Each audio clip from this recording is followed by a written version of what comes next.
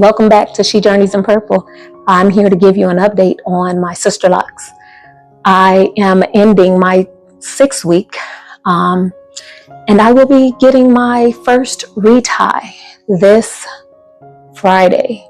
But I wanted to give you an update on how I've been doing with them, how they're doing. I'm just finishing with a workout, and so I know I needed to get my wash in because at my consultant establishment, they only do the retie. Now, they will do the washing, but I try to do what I can so that it's just the retie, because I do know that either that's extra cost or it might not be. They don't have time. I mean, my consultant is booked and busy. And so I am doing a braid and band so that I am ready. So when I'm done braiding and banding, I get under a so I have a handheld dryer, and then I get under the attachment to the handheld dryer, and it goes over my head. I actually do not know what that attachment is called. But I'm going to get under that to then dry the hair, because that's recommended to make sure that the hair is all the way dry. And then once it is done being dried, I will take them down, take these braids down, but it is recommended to keep the hair in the braids until they are all the way dry. So I will do that. I have been doing that. This will be my 3rd wash today before I go to get my first retie. So today I want to just go, share with you kind of, what I've been doing, what my products have been. I'm going to show you what I received for usage within the Sisterlocks community. The specific shampoo that I am to use. They also gave me a particular towel to use, and I'll be showing that as well as 2 bottles of spray that I will be able to use once my Sisterlocks settle in a little bit. I have not, she recommended that I don't, until she gives me that green light, recommend that I put any product in my hair, and I have not been. And so not putting product in my hair though, and I am in my GLP-1 journey. And so I'm working out, I'm doing my nutrition, I'm doing everything that I should be doing in that aspect of things, but not being able to put product in your hair provides for a certain thing that I wasn't ready for. I didn't even know that I would even experience this, but my scalp, it is not so much as dry, but I don't like the smell. I don't want to say my scalp is smelly, but it has a certain type of, I don't know if it's a dry, I just have never experienced it, a dry scalp smell or a sweaty smell. It doesn't smell sweaty, but it smells like a scalp that I guess don't have product on it, and it's not a fresh smell. So it is a little, not alarming, but it's, I wouldn't even describe it as uncomfortable, but what I would say is that it is, I wouldn't want to sit next to someone with a scalp that I could smell that's pronounced that way. And I know when I turn my head, left and right, I get a whiff of it. And for me, not being able to put, and I guess I have not ever experienced that because, we are able to put product in our hair, and I always use my oils, and, we have this thing that it's always best to, oil our scalp, and I'm learning more about even that's possibly not best. I don't want to, buy into that theory as of yet until I better understand the total meaning behind that, because I have not bought into that theory as of yet, because I'm pretty keen on the fact that we do need something on our scalp. What? I don't know. And if that's the case, again, I don't know, but I'm learning. Now, here's the thing. I haven't put anything on my scalp since I've left my establishment. And so all I'm doing is washing. I'm following protocol. I'm washing my hair, and before I wash it, I'm braiding and banding. And between after doing so much research on Sisterlocks, I learned, I chose Sisterlocks based off the things that I was learning about me. You know, I was already in counseling and still am, therapy to be exact. I'm United States Marine Corps veteran, experienced quite a bit in there. And I wouldn't say bad, but it was compounding to things that I obviously needed to address in my own life. And at this big age that I have, I am in that space right now that, and my kids are grown and gone, love them down. But it's time, I've just come to an epiphany moment that I was ready to totally live in my better, be my best self and live in the best portion of my life, and not keep finding myself in disruptions. And so mental disruptions, spiritual disruptions, physical disruptions. I allowed things that I went through to just disrupt my progression, my matriculation, my elevation. Even though I am a doctor, doctorate of management, organizational leadership, I run companies and doing all the things. But, it's always, I find myself and found myself in spaces to where, I wasn't settled and I wasn't enough, never was enough. And sometimes I have to check myself in that. And I had to ask the question, why? I had to deal with that. And so in dealing with all of that, I also learned, putting on a facade to get through different things in my life, going along to get along, and looking a certain way, wanting to go the whole nine that for me, I might not have done in my own, if I didn't have pride in the way and I was not trying to look apart to think that looking a certain way is what was going to allow me to enter certain rooms, or, I'm a natural person. I don't really like a lot of makeup. I like to, dress a certain way, look good, but I don't feel like I was putting on wigs and, not that anything's wrong with that. I was doing my hair a certain way when, I don't mind the afro. I'm okay with my afro. But I started digressing from who I was because I felt the need to put on a facade and to think that certain things that I was doing, spending $600-700 thousands on my hair and,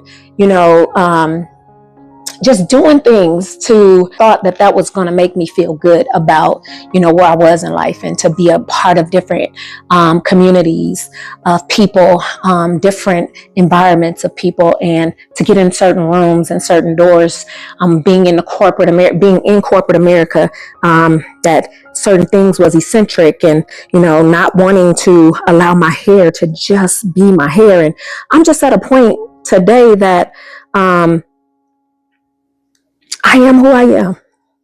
I was comfortable in my skin at some point to where I might have had some, dreads. And I did experience and have a stint where I shaved off the sides of my head and I had my hair up. It was some dreads at the top of my hair. And, that was me just living in myself. And I was comfortable in my skin because I'm sharing with you how I got to the point of making this decision to get these Sisterlocks. And so I would, every time I took off my wig, I saw me. And I was like, why are you not happy with you? Now, if I put on my wigs or I put on hair because that was for me, if I made those decisions consciously, and I know, and if I could say honestly that I knew I was doing those things because that was for me and not to just look apart, to be a part of something, to go along to get along, to think that it was about a look, to be in certain environments, then I feel like I would have accepted the looks that I was portraying and inhabiting a different way. I feel like I would have accepted those things as in being, okay, I just choose to put on a wig. Okay, I just choose to, whatever the hairstyle was at those times. But it wasn't. It wasn't me. I also began to lose hair, and it began, the glue and stuff began to take out my edges, and I had to ask myself, and then I kept putting them on and even seeing my edges receding, and it was like, girl, what are you doing? And why? Why are you doing this? Who are you doing it for? And why? And so, once my son in 2024, he was my last to leave the home. I have 3 children, beautiful children, 2 sons and a daughter. Daughter's the middle girl. But my youngest son, he left for college in 2024. And I been having to sit with myself. It could be crickets. Well, initially it was crickets. Now I found myself. But then I was lost in still asking, who are you? Who are you?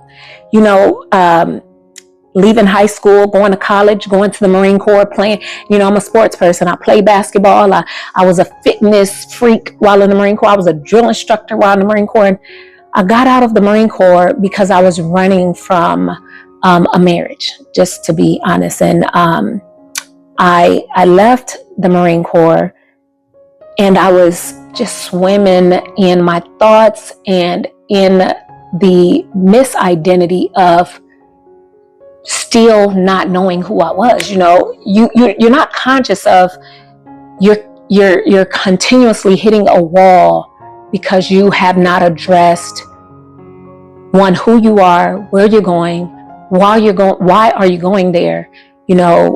What does it look like to just be you? You're just moving. I'm gonna go be a Marine.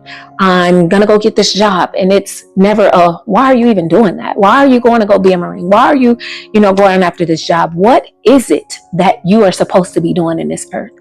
And once I began to ask myself that question, not knowing that I had already been engaging in those spaces because it came quite naturally. I had been mentoring youth, left the Marine Corps, began to mentor youth. I put a program together and was mentoring them. And I would teach them, because I created something called an identity map. And I would teach them about their identity. And then at my church, I would go to my mentor. He's a minister, but he's also my mentor. And I would tell him, but something's missing. I'm out here mentoring people, and I don't feel whole. I don't feel fulfilled. And, what is this about? And then I started talking more to my therapist, because I have to address, at some point, initially I was addressing the trauma that I had endured from being in the military. But then other stuff began to unravel. And as those things began to unravel, I had to see me. I had to get to the point of seeing me. And some of the seeing me was very uncomfortable. And it was uncomfortable because I had to address some of the things that I had put away deep into my thoughts. And I didn't want to think about them. I didn't want to address them. I thought that I was going to be okay with just going forward. It's never that. You can't just go forward.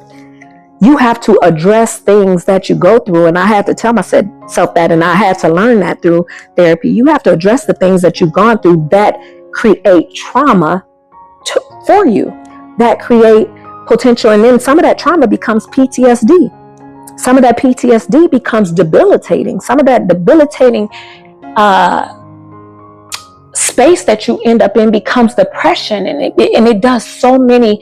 It creates so many domino effects in your life that you then don't know how that you're in your own way from the lack of addressing, and or from not addressing. You're making certain decisions that you would normally make if you would just get out of your own way. And to understand that when you see yourself in the mirror, when you look in the mirror, when you got to get to a point. And in the Bible, it says, love thy neighbor as thyself. If it says as thyself, the question is, do you love yourself? Donna, do you love yourself? Like, how do you love your neighbor if you can't love yourself? Or if you, and then the question is, what is love? Am I loving myself because I'm putting on this hair, I'm putting on these clothes, and I'm doing so much for my kids, and I'm out here really doing it? But then when you sit at the end of the day, and you think about you, and you're sitting with you realize that, what have I done for me? What am I doing for me? I can't love outwardly until I love what's right here. How can I share anything of myself or share love to someone that I possibly am not divulging the true aspects of what love even is? Love is being unconditional in the way that you offer up yourself, because loving on somebody else ain't even about you.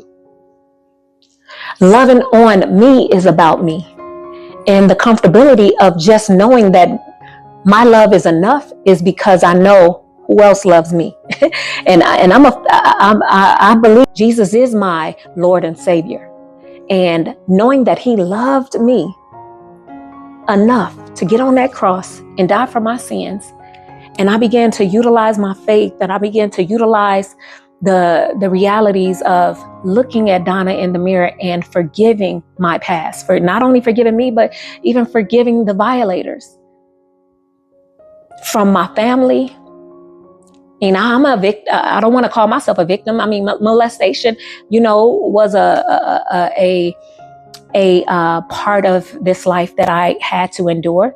Some of those things I had to put away and inebriate myself with some substances in different spaces and places to go along, to get along. But I'm at this point where addressing those things and pulling off all these things back, whether it's taking off that wig, allowing myself to look in the mirror and love on myself again, loving on my hair, loving on my kids, learning that I had to ask my kids to forgive me. When they left, I had to ask them.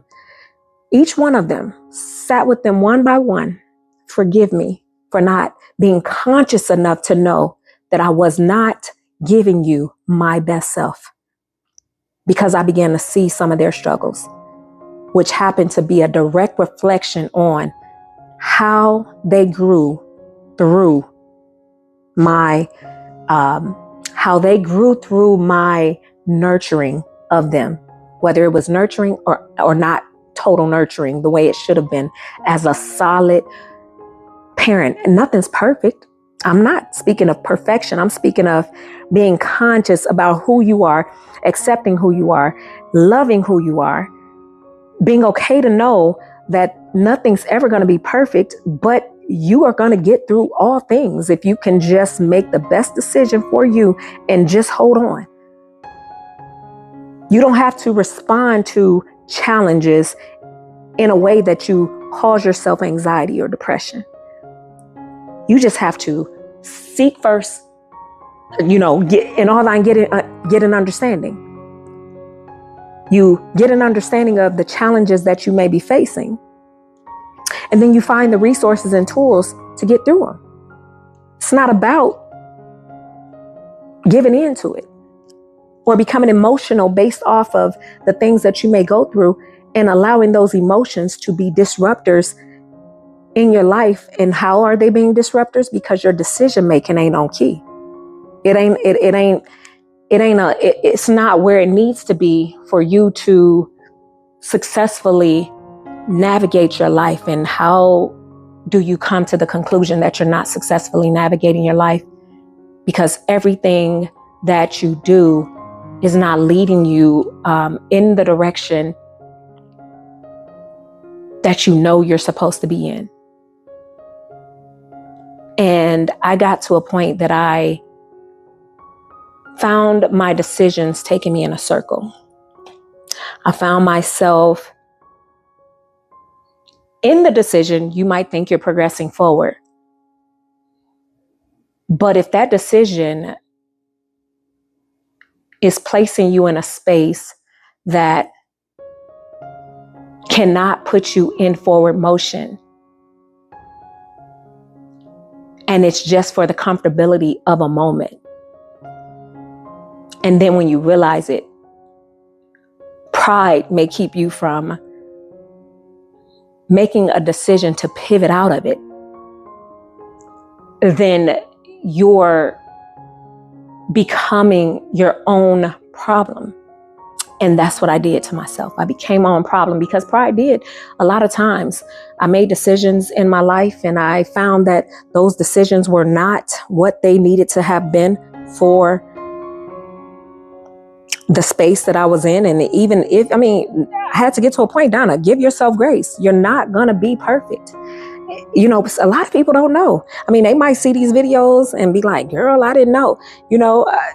I'm still even talking in circles and not saying everything. And eventually, God has given me this to share with women.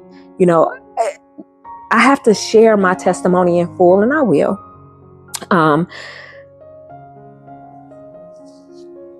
Because I know my testimony, it delivered me when I got to a point of being ready.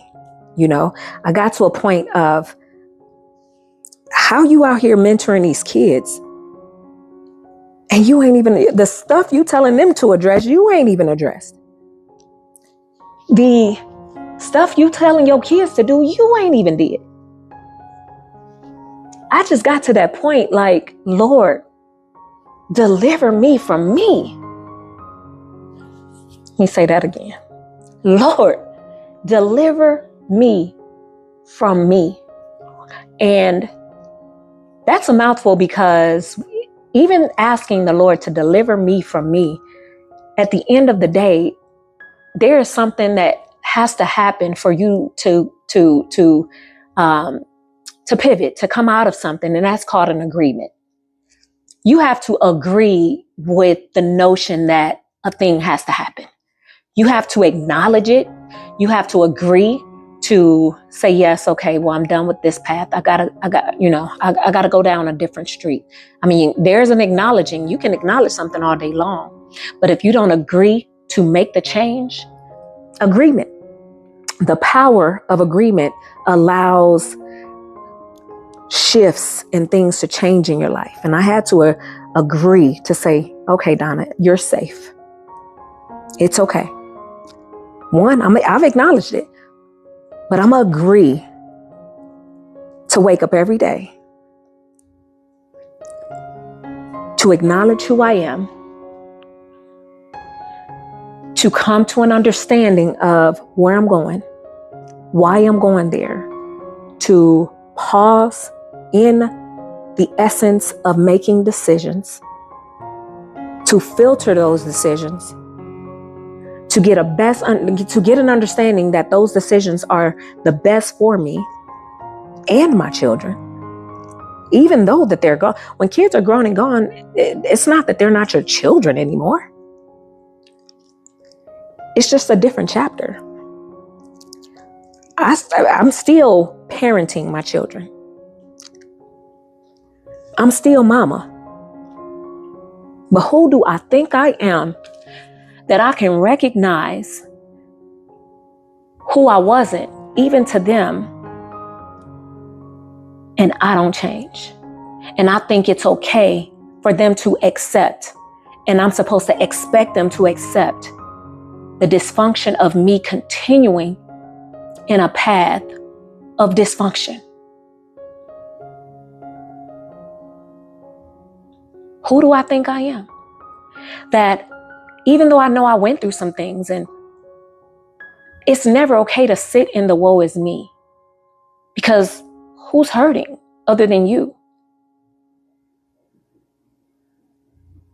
So I had to get to a point of asking myself, either you have to be ready for change and you're going to accept that readiness And you're going to understand that only you can make the decisions to move you forward. Only you can make the decisions to pivot and choose a different path so that you can get on straight street, sustainability street, successful street, productivity street,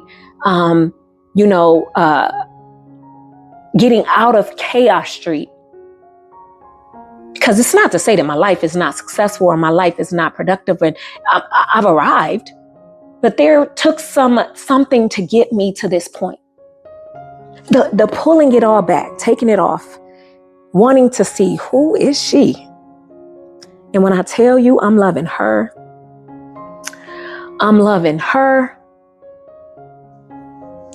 because there is something called transcend.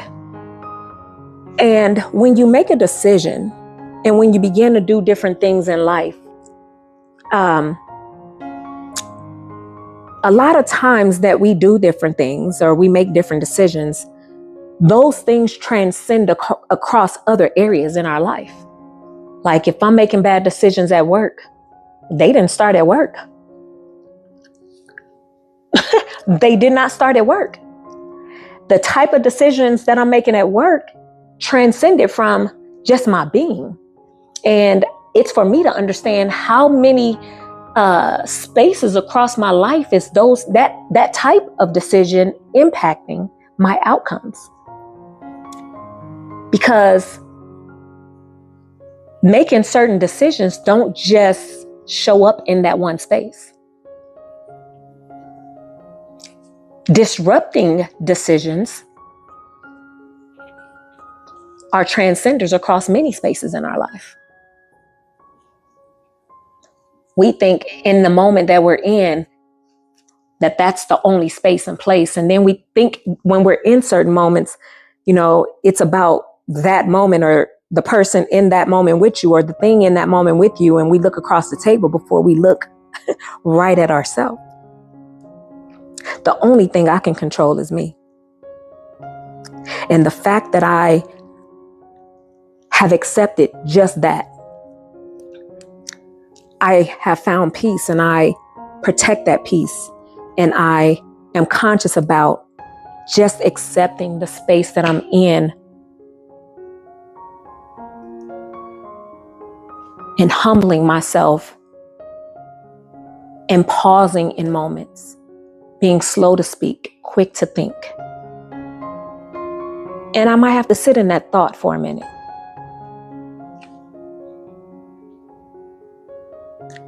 And in sitting in those thoughts, it allows you, when you pause, you make better decisions because now you're processing instead of being impulsive. My processor has increased. It has become wise. And wisdom is also from all of the things that I've gone through, because it's those factors and events in life that has shaped me into who I am, but has also influenced how I navigate. If you've gone through a negative thing, it does not have to, those negative things also influence us, but it doesn't have to influence us in a negative way. It influences us in our awareness, in our understanding, in our ability to think and make positive and effective and the right decisions for ourselves and our loved ones. And when we don't utilize those resources of our experiences and the things that we've gone through in life, then we're navigating life aimlessly from one point to the next and collecting dust, collecting mess. I don't want to collect anymore. I'm not collecting anymore. So I'm going to leave the rest for my wholeness channel. There will be some testimonials in that wholeness channel. There will be some sharing of just, how I got here. How did I get here to, what's been my wholeness journey? How did I arrive? What are some tools and things that I used to get to this point? Now, I know that this video is a little long. I kind of just briefly hit on these sister locks, and, I got here because I wanted to see me. I see me. and I'm loving me. I'm loving the frizz. I didn't accept, there being what they call the ugly phase. I saw my scalp. And I'm gonna show you some pictures of just how thin you could see through my hair. You still can. If I take the braids down, it's not as pronounced as it was, but you could see through it. And even that first day after, I was just like, first it was, wanting to buy into what I had, the research that I had did prior to getting the locks. But I was like, hold on, this is me. I don't have to buy into what somebody else may have thought or felt about them. I just have to buy into the fact that when we make decisions, and that decision we make puts us in a newness of a situation, then that newness in that situation hasn't matriculated yet. It hasn't shown itself to be what it's going to be for you as of yet. And so patience. And that's what this has been teaching me, patience. And in that, every day, these locks have been showing me different phases of itself. But I'm not sitting and waiting for it. If it showed me something today, it does. If it doesn't, it doesn't. I didn't get the locks for that. I got these locks to just be able to, not even to buy back time. I just wanted to say, who are you in your own natural self? And I feel like for me, that's my understanding and philosophy of why, I'm here and why I'm on this journey. This journey is going to take me through many different phases, but the research that I did on other people's phases, that's their phase. At least it gave me some knowledge and understanding about, what are Sisterlocks, what are other locks, what are products, what phases might they have endured, so that it's a reference point. It's not my point. And so I'm going to allow my story to manifest the way it does. I'm excited about it. Like I said, I'm gonna give you some pictures of how my Sisterlocks are progressing. And after this video, since this was my first vlog with you guys, I am going to share less talking about this about my life, but I just wanted you to know a little bit more about me. I'm gonna talk less about that, and I'm gonna tell you more about this journey of my Sisterlocks. And I'll tell when it comes to my scalp, again, it's been a little smelly, a smell that I'm not used to. It's not musty. It's not a funky smell to the point where it's unbearable, but it's a smell that I wouldn't just walk around wanting my scalp to smell like this. And again, it's this way because I work out a lot. Right now I am on 20,598 steps. I had a lot going on this morning. I had an activity. I do miles. I do my strength and conditioning. But again, all of that is about loving on me in this space that I'm in right now. I don't think I'm going to do any editing to this video. I'm just going to put it up. I had a script today, and I didn't even feel the need to speak from it. I felt the need to share a little bit about me. Next week, I'll be sharing my journey to my retie. This journey is for me. I mean, again, I have my Sisterlocks journey. I have my journey to wholeness. And then I also have my GLP-1 journey that's allowed me to shed a lot of the depression weight that I put on. But I worked hard to get out of, and I couldn't find my way out of it. I think a compounding measure for me was I'm experiencing perimenopause. And it's been hard, but being on GLP-1, and there's another product called tesofisine that I just added to my regimen last week. I have very minimal sweats, hot flashes now, which I was having them exponentially. I mean, it was just, they were coming like every two or three times an hour. And it was just unbearable. But I don't have them as much now, maybe 2 or 3 times a week, if that. But I'm in a better place. I'm in a place where I'm loving on me. I've pulled it all back. I am loving the natural, raw me. And I'm walking in rooms confidently. You see me as you see me.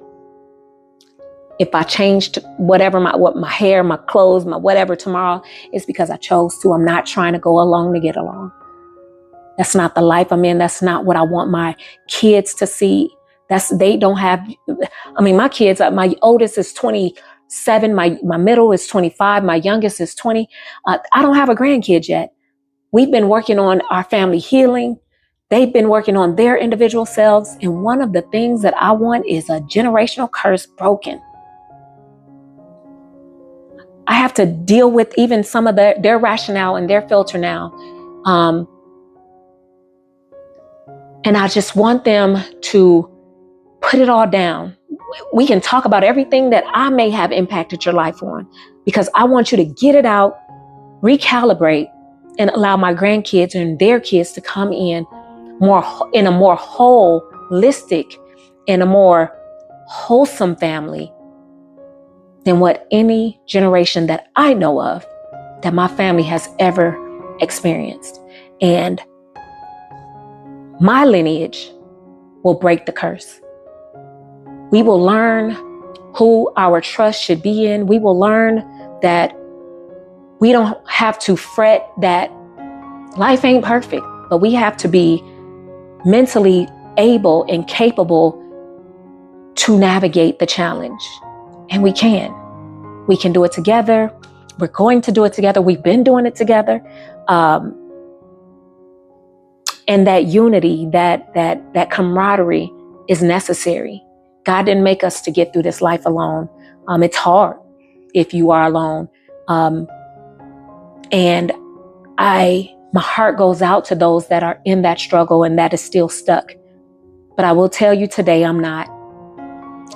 I made it over the hill, and I feel like I'm in the valley, and it feels so good. So thank you for being here. Thank you for listening to me. That my She Journeys in Purple is all about, purple is about royalty. It's about love. It's about God's love. It's about me knowing that I do live for the kingdom, and living for the kingdom is royal, and royalty is purple, and thy kingdom come, thy will be done on earth as it is in heaven through me. So his will work through me. I am a vessel for the King. And thank you for being here.